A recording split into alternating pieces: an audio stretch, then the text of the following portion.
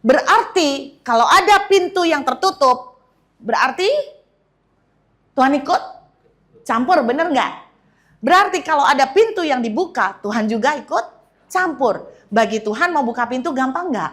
Gampang. Tapi kalau ada pintu yang belum dibuka-buka sama Tuhan, berarti Tuhan punya maksud di dalamnya.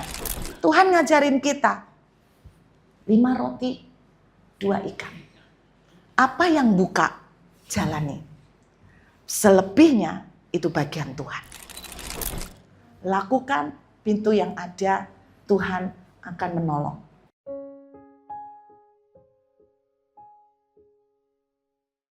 Nah, yang kedua, saya mau ajak Anda lihat. Cara Tuhan, kita akan melihat dari kisah Rut, dari kisah Ishak, bagaimana cara Tuhan untuk mengarahkan Bapak Ibu. Ini yang paling sering. Paling sering. Dan saya berdoa, teman-teman di tempat ini praktek. Yang kedua, kita akan buka Roma 8 ayat 28. Hafal ya? Yuk bisa kita baca sama-sama. 1, 2, 3. Allah turut bekerja dalam segala sesuatu untuk mendatangkan kebaikan bagi orang yang mengasihi Dia, yaitu bagi mereka yang terpanggil sesuai dengan rencana Allah. Bapak Ibu percaya ayat ini itu artinya Tuhan ikut campur. Setuju enggak? Allah turut bekerja lah, ikut campur toh. Dalam segala sesuatu berarti semuanya. Baik itu baik maupun itu enggak baik, Tuhan ikut campur. Ayat ini hanya berlaku bagi anak Tuhan.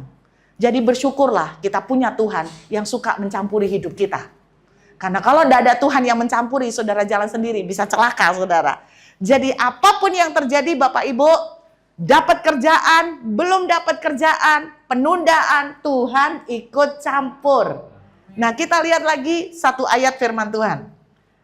Dalam kitab Wahyu pasal 3 ayat yang ke-7. Kitab Wahyu pasal yang ketiga ayat yang ke-7. Dan tuliskanlah kepada malaikat jemaat di Philadelphia, inilah firman dari yang Maha Kudus, yang benar, yang memegang kunci Daud. Apabila ia membuka, tidak ada yang dapat menutup. Apabila ia menutup, tidak ada yang dapat membuka. Saudara, Anda percaya Tuhan ikut campur? Amin. Berarti kalau ada pintu yang tertutup, berarti Tuhan ikut campur, bener nggak? Berarti kalau ada pintu yang dibuka, Tuhan juga ikut campur. Bagi Tuhan mau buka pintu gampang nggak? Gampang. Tapi kalau ada pintu yang belum dibuka-buka sama Tuhan, berarti Tuhan punya maksud di dalamnya. Kedua, cara kita mengikuti pimpinan Tuhan adalah begini. Ikutin saja jalan yang buka. Nangkep dah? Ikutin saja Bapak Ibu jalan yang buka. Yang tidak buka, jangan doa puasa terus Anda ngambil bulldozer. Ikuti aja jalan yang terbuka. Contohnya, kisah Rut. Apakah Rut berdoa dulu tanya, Tuhan enaknya kerja apa?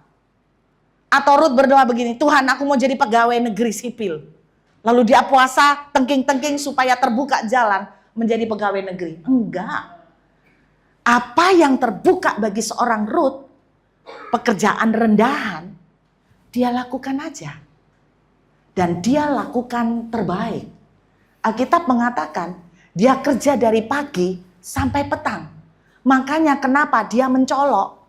Karena dia kerja dari pagi sampai petang, pegawai-pegawainya Boas itu memperhatikan. Lalu ketika Boas datang, Boas bilang begini, siapa perempuan itu kok nggak pulang-pulang? Dia adalah menantu Naomi. Jadi menonjolkan, disinilah Allah bisa mempertemukan Rut dengan Boas.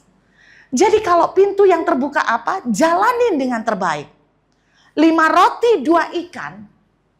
Mereka memulai dengan 5 roti 2 ikan. Kalau tidak ada 5 roti 2 ikan, jangan utang bank cari 5.000. Saya ketemu banyak jemaat yang belakangan ini mereka curhat karena banyak utang. Ujungnya karena mereka nggak nutut. Hutang modal dari bank, hutang modal dari orang, mereka nggak nutut bayar bunganya. Terus saya tanya, Bapak kenapa mesti hutang? Ini jawabannya. Hari gini Bu Ruth, kalau nggak utang nggak bisa kerja. Saudara boleh percaya atau boleh enggak? Saya kaget ketemu seorang wanita. Anda tahu kerjaannya apa? Saya dengar-dengarnya. Karena ketika dia menunjukkan bukti dia punya pemasukan. Itu sampai 18 juta. Sebulan. Bersih. Bapak Ibu tahu jualan apa?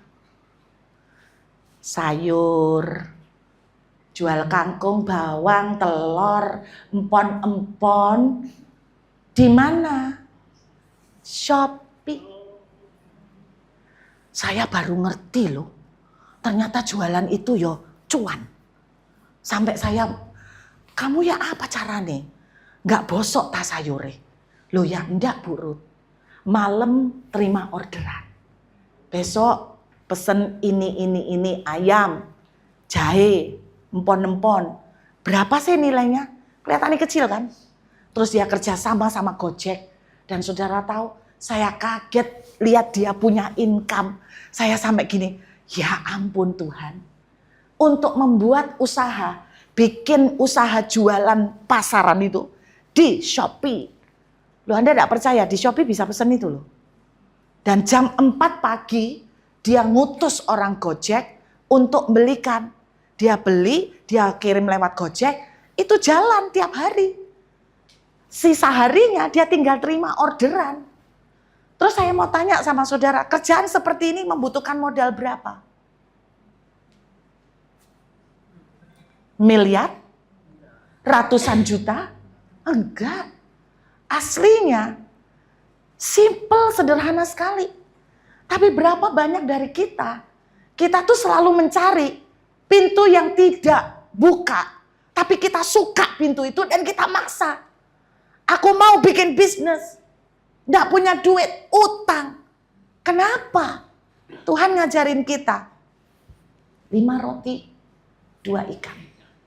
Apa yang buka, jalani. Selebihnya itu bagian Tuhan. Amin. Satu kali seorang bapak minta doa. Nah ini yang saya bilang kadang-kadang minta doa ngerepotin pendeta. Soalnya mestinya enggak perlu. Dia bilang begini, Bu, saya dapat tawaran pekerjaan jadi penjaga gudang. Terus saya mau tolong tanyakan sama Tuhan. Boleh enggak? Bayangan saya itu mungkin dia udah punya kerjaan yang lain yang tawarannya ini mungkin menggiurkan gitu loh. Jadi saya tanya, loh Bapak memang selama ini kerja apa? Mungkin mau pindah kerjaan gitu kan. Saya 10 tahun enggak kerja. Kenapa? Umur. Gocap go. Saya mau tanya, gocap go cari kerja gak susah kan? Ikut orang toh. Terus dapat tawaran kerja jaga gudang. Halal enggak? Ya saya jawab simple. Ya kerja apa? Kenapa mau pakai tanya Tuhan? Tuhan berkenan enggak? Berkenan. Kalau engkau enggak kerja, jangan makan. Itu yang pasti. 10 tahun kamu enggak kerja, sekarang dapat kerjaan. Ini mujizat. Pakai ditanya lagi, berkenan enggak Tuhan saya jadi penjaga gudang? Ya Tuhan. Kalau Tuhan buka pintu, masuk aja. Jangan yang enggak buka Anda paksain mau cari utangan. Seorang wanita menemuin saya. Bu Ruth, saya ini bingung, saya harus kerja apa? Kemarin saya gagal. Taji kerja apa? Saya buka toko pakaian di Mangga 2. Terus saya 3 bulan buka, ndak payu, tutup. Saya entek akeh Bu Ruth. Saya bayar kulaan dari cungkok, saya gak nututin kalah. Saya sudah bayar stand, saya sudah bayar kulaannya, stoknya mampet, gak jalan. Terus dia tanya sama saya, sekarang kerja apa Bu yang bisa saya lakukan? Saya ngomong sama dia, kenapa kamu harus buka stand? Sekarang banyak toko yang gak punya stand, yaitu toko online. Anda tahu jawabannya dia begini, saya gaptek Bu, saya tidak ngerti tentang gitu-gituan. Belajar. Anda membuka toko 3 bulan jualan pakaian, itu belajar enggak? Belajar toh? Belajar marketing enggak? tapi belajarmu bayar akeh. Nah kalau kita belajar di online, gak payu, belajarnya sih gak mahal. Bisa nangkep gak? Kenapa kita gak mau berusaha? Apa yang terbuka, kita kerjakan. Ini Bapak Ibu, saya yakin di mana pintu terbuka, jalankan. Jalankan. Amin. Seperti Ruth, dia bisanya cuma memungut jelai. Dia lakukan itu. Dan hasilnya luar biasa. Amin saudara. Dan yang ketiga, bagaimana kita bisa jalan dalam pimpinan Tuhan. Yuk kita buka satu ayat. Saudara, saya melihat hari-hari ini kan banyak orang kehilangan kerjaan. Terus kemudian kerjaannya tidak jalan. Jadi banyak mereka datang sama saya itu minta masukan. Saya enaknya kerja apa Bu? Gitu kan. Saya sebetulnya bilang pintu yang terbuka buat kamu, kerjakan aja. Ada satu anak kos, ternyata dia juga dapat cuan banyak loh. Anda tahu dia jualan apa? Makanan kucing. Dia tidak perlu utang untuk datangkan makanan kucing dari Cungko.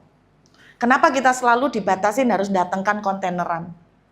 Saudara, dia kulak makanan kucing dari Jakarta. Lalu dijual lagi. Ternyata cuan loh. Anak kos ini luar biasa loh. Jadi sebetulnya asal kita itu mau, selalu ada jalan. Cuman kayak kadang-kadang kita itu milih. Satu kali salah seorang orang tua murid di sekolah saya. Satu kali dia ini punya anak 4 atau 5 saya lupa. Rumahnya tuh dari triplek. Anaknya enggak bisa diminumin susu karena enggak ada duit buat beli susu. Jadi kadang-kadang anaknya sering diminumin air. Lalu dengan iman dalam nama Yesus, air ini diminum seperti susu saudara. Enggak tahu kira-kira bisa enggak kayak gitu ya. Terus saudara, tiba-tiba sekolah kami kedatangan berkat beberapa kontainer sepatu. Sepatu yang sudah modelnya lama gitu loh, bukan yang baru. Jadi yang sudah agak ketinggalan modelnya. Lalu dikasih gitu aja buat kami, dan sepatunya bagus, bukan sepatunya rusak ya karena lama. Lalu saya punya ide, orang tua murid saya suruh ambil berapa sepatu yang mereka mau, mereka tak suruh jual. Mereka enggak usah ngambil dari kami bayar duit, enggak. Jadi itu saya kasih gratis, mereka jualan. Kalau mereka mau kasih buat keluarganya ya monggo. Tapi kalau mereka mau nyari ceperan, silakan. Ternyata banyak juga yang berhasil berapa tahun lalu tuh sampai mereka dapat 2 juta, 3 juta. Loh lumayan ya ceperan-ceperan. Datanglah seorang wanita marah-marah sama saya yang punya anak banyak ini. Dia bilang, Bu, apa mentang-mentang karena saya ini orang enggak punya? Ibu suruh saya jualan sepatu. Loh, emangnya yang jual sepatu tuh orang enggak punya? Banyak kok bos-bos jualan sepatu. Saya ini Bu ya, lulusan S1. Saya ini harusnya jadi pegawai negeri, bukan jualan sepatu. Saya tersinggung. Ibu nyuruh saya jualan sepatu. Saya bilang, saya ini S2. Tapi ya saya melok jualan sepatu. Tujuannya untuk bantu sekolah. Saya bilang, apa bedanya? Nggak bisa Bu, malu saya, keluarga saya marah-marah. Karena saya jualan sepatu. Wow. Lalu ibu maunya kerja apa? Saya mau jadi pegawai negeri. Ibu punya enggak kenalan di mana saya bisa kerja di kantoran, minimal kerja di kantor. Di kantor jadi apa? Saya pikir kayak cleaning service atau apa gitu loh. Di kantor jadi apa? Jadi admin atau sekretaris, Bu. Waduh, abot. Soalnya apa? Saya lihat penampilannya dia, mohon maaf Bapak Ibu. Penampilannya dari atas sampai ke bawah itu nggelembosi. Lah terus sorry, saya mau nyarikan kerjaan terus ya apa Pak? Terus saya tanya, Ibu bisa komputer apa aja? Belum bisa Bu. Terus Ibu bisa ilmu admin apa aja? Belum bisa Bu ya, kalau masukkan data bisa. Lu cari di mana kayak gitu? Kalau ada yang kerjaan tawaran, lakukan dulu.